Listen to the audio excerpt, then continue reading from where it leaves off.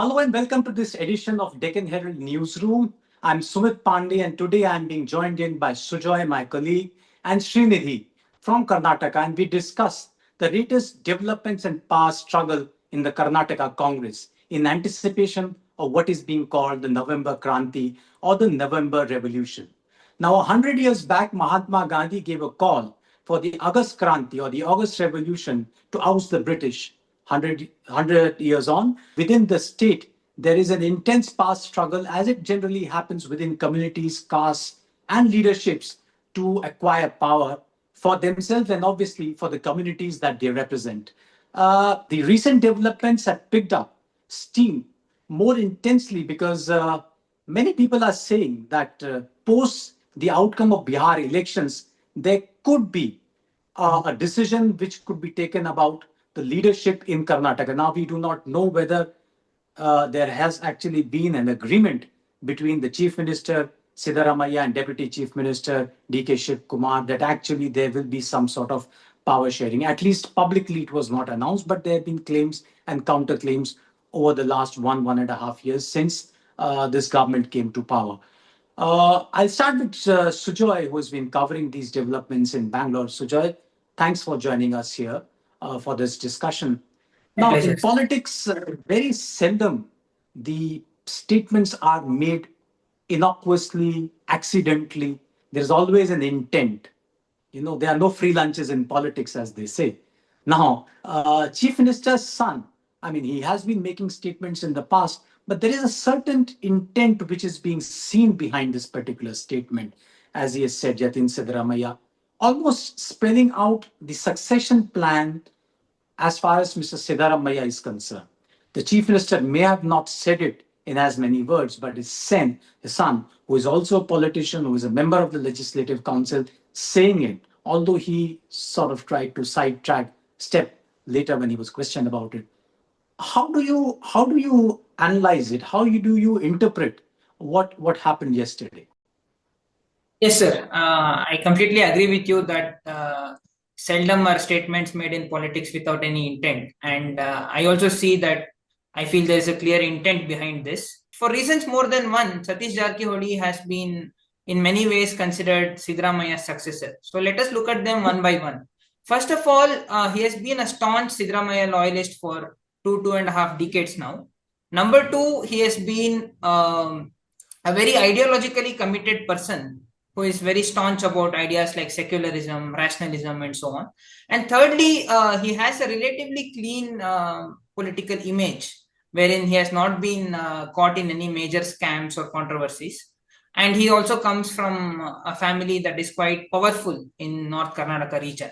Now, if we go back to the first point, I think what is important is when Siddaramaiah was expelled from the JDS, this is way back in 2005, Satish Jarkiholi Five, was one six, of the people, yeah, 5, 6. He was one of the people who left the JDS with Siddaramaiah. And ever since then, he's been very, very loyal to Siddaramaiah. So that is one loyalty factor which definitely works in his favor. And secondly, when it comes to the ideological part, just as Siddaramaiah is seen as some sort of a rationalist bordering on atheism and someone who doesn't really believe in a lot of customs and strong rituals. secular credentials. Yeah, very strong secular credentials. The same can be said about Jarkiholi as well. For example, if you look at what he did in 2014, on December 6, 2014, which is Dr. B.R. Ambedkar's death anniversary, he went with a couple of hundred of his followers to a crematorium in Belgavi, his home district. And they spent that night in the crematorium. And since then, this has been, a habit of Satish Jarkiholi, where once in a while he goes to crematoriums, he breaks all these uh, sort of Taboos, traditions. rituals, taboos. Even in fact, in 2018, during the assembly election, while filing his nomination, he filed it during the Rahu Kala, which is considered by conservative people to be inauspicious time. So, time and again, he has been breaking these taboos and stuff like that. So, that way also, ideologically, he's quite dear to the CM. Yeah, And we'll come finally, back to you on the other points later. Let me ask Srinidhi, who's covered Mr. Jarkiholi and his politics over the years. Srinidhi, we would want to know first that what has been the reactions so far in the last 24 hours after this statement has come from the Chief Minister's son, projecting Satish Jarkiholi as the alternative, if at all Mr. Siddaramaiah is to leave the office. Yeah, of course. In the last 24 hours, a lot the statement made by Yathindra, as it has almost created flutters in the Congress camp. While the workers here believe that yes, Satish Jarkiholi has all the potential to raise as the CM, of course, they back him because he is a very strong Nayak community leader and is well versed with the politics of North Karnataka. For almost 3 decades, he has been an active politician. But while we speak to leaders, they have a different opinion. They claim that this might be a ploy of Siddaramaiah to create confusion in the High Command. Actually, now what has But made has anybody come on record on this, or it's just off the record no, no, conversation? no. Actually, what happened? No one has come on records or have given any political statement. But Yeah. the insider, I mean, we have been in touch with so many big leaders of North Okay. Karnataka, and they are Okay. of the opinion that it will not be easy for DK Shivakumar to dislodge Siddaramaiah. Okay. DK Shivakumar, though he is a strong Vakkaliga leader, their community is confined only to South Karnataka. Okay, maybe Mandya and Mysore parts of that region. But Siddaramaiah wants to create a parallel force. Okay. Now, the only person who can match all the standards of DK Shivakumar, like fundraising, political maneuvering, and all these things, who has the capacity to take the Political party along management, with, you're trying to say, basically. yeah, political management. Satish Jarkiholi fits in his shoes. He's the Okay. only person who can, Match what you DK say, Shivakumar. yeah, you can give a stand to DK Shivakumar. Many of the senior politicians, last evening I was speaking while they were congratulated, were greeting for Deepawalis and exchange of greetings were happening. Everyone has a thing that it will not, Siddaramaiah will not vacate his post so easily. Might be there might have been a talk of power sharing between DKS for 2.5 years and Siddaramaiah for 2.5 years and DK Shivakumar. But in reality, Siddaramaiah doesn't want to quit his position. Okay. And he has made it very much clear among his circles that the only thing what he is trying to do now is to keep DK Shivakumar at bay. So, okay, what So, you're trying to say create, is that he's creating an alternative, parallel force. candidate, positioning an alternative candidate in front of Yes. DK Shivakumar, though he Yeah, remains that's firmly saddled in his position as the chief minister. yeah. I'll come That's back. when I'll the come back to you, Srinidhi. Sujoy, this past struggle, in other words, we may look at it in terms of individuals, personalities, people. But Sujoy, this also is also in a way representative of the communities and caste over the years as social political group, how they tend to assert themselves. Now, there has also been a very strong sentiment and vocal sentiment in Karnataka about having a Dalit chief minister. Over the years, these communities have supported various political parties. Now, there's been Parmeshwar, who's a very senior leader. Interpretations have been that Mr. Uh, Kharge's statement recently, Priyank Kharge's statement on the RSS and the strong position is also sort of indirectly a positioning to project himself as an alternative as a CM candidate. So how do you look at it that way? Not about individuals, but also communities and caste who are trying to assert themselves within that political system. Yes, sir. First of all, when we look at the manner in which Siddaramaiah has built his politics over the years, it's very clear that he has depended heavily on the AHINDA bloc, which in Kannada basically means the scheduled caste, scheduled tribes, minorities, and OBCs. So this was a political strategy that was initially developed by Devraj Aras, former chief minister, which Siddaramaiah has also continued over the years. Now, all the ministers who have been batting in favor of Siddaramaiah over the last 2.5 years are also from the same socio-political background. It could be Parameshwar, who is a Dalit. It could be Mahadevappa, who is a Dalit. It could be Satish Jarkiholi and Rajanna, who are from the ST community. So it's very clear that he has backing from this section of the society. Whereas DK Shivakumar, on the other hand, belongs to the dominant landowning Okaliga community. So obviously that sort of caste contrast is very clear there.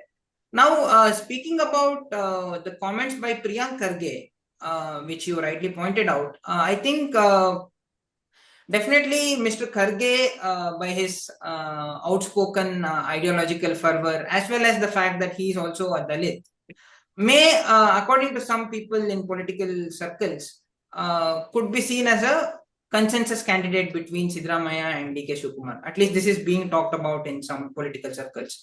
So when we look at it from that light, I think the candidature or the proposal to bring in Satish Jarkiholi may not be necessarily as a chief ministerial candidate, but as someone who will carry forward Siddaramaiah's legacies in the years to come. It's being interpreted, it could actually fight both DK Shivakumar as well as any resistance from. No, but I just one point here. Do you see this also as an assertion by the Ahinda community that the leadership position must remain within the community?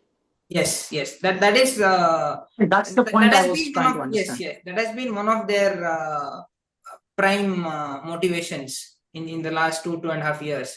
And in fact, when K. N. Rajana also demanded that there should be 2-3 multiple deputy chief ministers, this is what he was hinting at. So that is very much there. And as Srinidhi sir was pointing out correctly, in many ways, he is the right person to take on DK Shivakumar. It could be in terms of political management, also in terms of, if you look at their political relations, it is safe to say that they are not on very good terms. And it's a well-known secret in Karnataka. It's an open secret. So obviously, that way he suits the bill. He fits the bill in every sense. And also, even if we are to look at Priyank Kharge as a potential consensus candidate, as being predicted by some, even in that way, Satish Jarkiholi is also, equally articulate, someone who is very secular and outspoken about his ideologies, and is also from the ST community. So that way, it's a very strong posturing from the CM side, and definitely he is one candidate who will be a tough nut to crack for DK Shivakumar in all ways. Pointing out that about DK Shivakumar and Jarkiholi, I think being in good terms or bad terms depends on politicians' personal and political interests. Yeah. They are in good terms as long as their interests meet. And if they are divergent, then obviously, they're competing. So that happens. I go back to Srinidhi. Srinidhi, can you give us a little bit of insight into, the politics of Satish Jarkiholi? As Sujay was pointing out, strong secular social justice credentials, but he's all along been a socialist, a Siddaramaiah man. And interestingly, if you look at it, in the last, since 2013, or since Mr. S.M. Krishna demitted office, the Congress, traditional dyed in the Congress, wool congressman has not become the chief minister.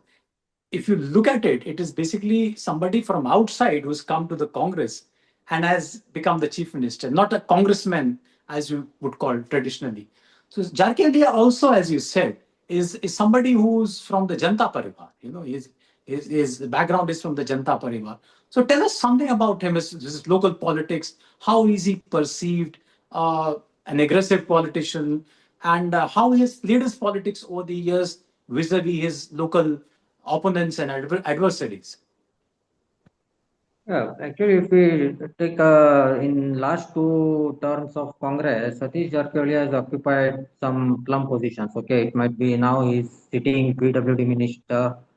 In the previous Siddaramaiah 1.0, he was social welfare and PWD minister. So he has developed a very strong network in North Karnataka. Maybe it is Kalyan Karnataka or Mumbai or Kittur Probably. Karnataka, which we call it as North Karnataka. You have Congress MLAs, you have around 65 to 70 MLAs.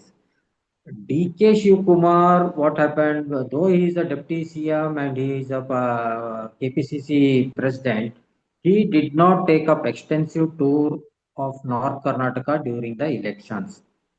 There was Siddaramaiah was it was they had divided it. So DK will be taking care, DK Shivakumar will be taking care of South Karnataka from Davangere and below, and up and from Chitradurga till Bidar it will be Siddaramaiah. So Siddaramaiah during his tour during the assembly elections also, Satish Jarkiholi ensured that he stood beside him. He organized several rallies for Siddaramaiah, and he was very vocal when it came to what you say chief minister's post, where several big media houses were after Siddaramaiah asking if the Congress comes to power, who will be the CM. Though neither Siddaramaiah nor DK Shivakumar said, but within the Congress workers, there was a talk going on, and it was floated by Satish Jarkiholi that in North Karnataka, all the MLAs, the party workers should back Siddaramaiah. So So this one basically, he point he mobilized had the made, MLAs for Siddaramaiah, you saying? yes. And Valmiki community is a very, very, very dominant class in North Karnataka. Okay, Okay. they can even topple the governments. Okay. Okay. Earlier it was Lingayats who in Mumbai, Karnataka, this one there were Lingayats, but Kalyan Karnataka, the political landscape again changes there. So considering both the Kalyan Karnataka and the Kittur Karnataka region, it is the Nayak, the Valmiki community, which is the dominant, which has emerged as a dominant class, and they are well organized now. Satish, being a PWD minister, he toured entire all the districts. While majority of his tours were focused on KDP meetings or progress review, in the evenings he ensured that he met the party workers and he built a rapport among them. Okay. Okay, it is an open secret that the High Command may ask Siddaramaiah to quit anytime. But Satish ensured that it should not be let very easy for the what is say sharing of power or transfer of power to the DK Shivakumar faction. Now, Siddaramaiah, on the other hand, though he is very reluctant to move to give up his position, last evening I was just speaking to a very senior politician who is a nine-time MLA and all, and he said we have been seeing Siddaramaiah for a very long time, and it will not be easy for the Congress High Command to send just a note saying that from tomorrow someone will come. Okay. So November Revolution, yes, November Revolution is bound to happen and it will happen post Deepavali. This is what the party workers and the leaders were saying. And now, after the Deepavali is over, Siddaramaiah, to cement his position for the next 2 years, uh, he wants to create a kind of confusion among the high command, saying that it will not be. We don't want this is what the MLAs or the party workers opine. This is what the people are speaking. Yes, Satish Jarkiholi, no CM has become from North Karnataka so far. So Satish Jarkiholi stands a good chance. If given, Satish Jarkiholi should be made as the chief minister. This was the same tactic what B.S. Yedurappa did when he was asked to quit the position. Okay. So you see While a R. similarity here. Ashoka, yeah, while R. Ashoka, Ashwath Narayan, who are all the original BJPs, they were thinking that Yedurappa may take our name, he may give us a chance. But what Yedurappa did is he asked Bommai to take over the CM. Bommai, though, is not from the BJP. Yeah, Okay, he's but again still from he the got Janata a Party. yes. Now they say that the political leaders in Congress say that this is almost nearing the same ploy what B.S. Yedurappa did. The Siddaramaiah wants to play the same game. Thank you, Srinidhi. Last question, Sujoy, before we wrap up today's discussions. Uh, do you also see, amidst this leadership change, obviously, I do agree with Srinidhi that to dislodge or change the chief minister or in a state like in a big state, especially, when the Congress is not in power at the center, the leadership is not probably as strong as it would have been 10 years, 15 years back when they were in power at the center. It's not very easy. And also considering that Mr. Siddaramaiah has brought with him a certain set of people who are currently the MLAs and are his staunch supporters. And we have also seen, I think, what happened when Congress went for a seat, for a power sharing arrangement with Mr. Kumaraswamy. Post that, the government did not last the full term. So he has in the past sent very clear, practical messages to the Congress leadership that if there is actually an attempt at leadership change, what may happen. But that's what politics is. But one last question to you, Sujay. Uh, in the light of the entire discussion and debate on the demands to include the Kurba community in the scheduled tribe list, do you also see some sort of a link to this particular announcement that has come from the Chief Minister's son? Yes, sir, definitely. I think that's an important point because this has been an issue and this has been a major apprehension amongst the Valmiki or Nayaka community that, they are the biggest ST community in Karnataka. And they feel that if the Kurubas are actually added to the ST list, their share of reservations will reduce. So, in fact, this was very clearly articulated by a senior ST leader called V.S. Ugrappa, a senior Congress leader, who during the Valmiki Jayanti 2 weeks ago in Vidhan Sauda, Siddaramaiah was sitting on the stage, so was Satish Jarkiholi. Ugrappa made it very, very clear. He categorically said that if at all the Kurubas are coming, we have no problem. But he used this metaphor to refer to the situation. He said, you can eat with us as long as you bring your own plates. You cannot snatch food from our plates. This is what he said. So essentially, the Nayaka community has been saying that you can only come to the ST block as long as you ensure that there is a corresponding increase in the reservation percentage. So, and at that time when Ugrappa made these statements, Siddaramaiah, who was supposed to speak later, he, tried to calm down the community. He said, this was not my demand. This was sent by Ishwarappa, a former BJP leader, now expelled from the BJP. Yeah. When he was in the BJP, he was the one who went for this. So my role is not there. And even if we come, we'll ensure that, we will not take your share. Essentially, we'll bring more reservation if we come here. So this has been there for a while, for 2-3 weeks. And this statement seems to indicate that the Congress, and particularly Siddaramaiah, is trying to tell the Nayaka community that we are with you, we are projecting your leader, and we are in no way going to antagonize you by, taking away your share. Okay. And number two, if you also look at the share of the ST community in the Karnataka cabinet, initially when the Congress came to power, there were 3 ST ministers, B. Nagendra, K. Rajana and Satish Jarkiholi. Now, after the Valmiki corporation scam, Nagendra was removed. After that, due to some comments about the central leadership, K. Rajana was also removed. So, right now, Satish Jarkiholi is the only ST face of the Congress in the ministry. There have been demands to add other people to the ministry as well. So, in that way, it's a clear political messaging to the ST community by the Congress to show that we are with you. And as far as the November Revolution is concerned, I don't know, sir. I feel historically, till now, there has been only one November Revolution, which was in Russia in 1917. We don't really know if there will be another in Karnataka, but let's wait for it. Yeah, but that was a big revolution, the Bolsheviks. Yes. But yes, and then nonetheless, thank you very much, Sujoy and Srinidhi, for joining us. That's all we have today in Deccan Herald newsroom.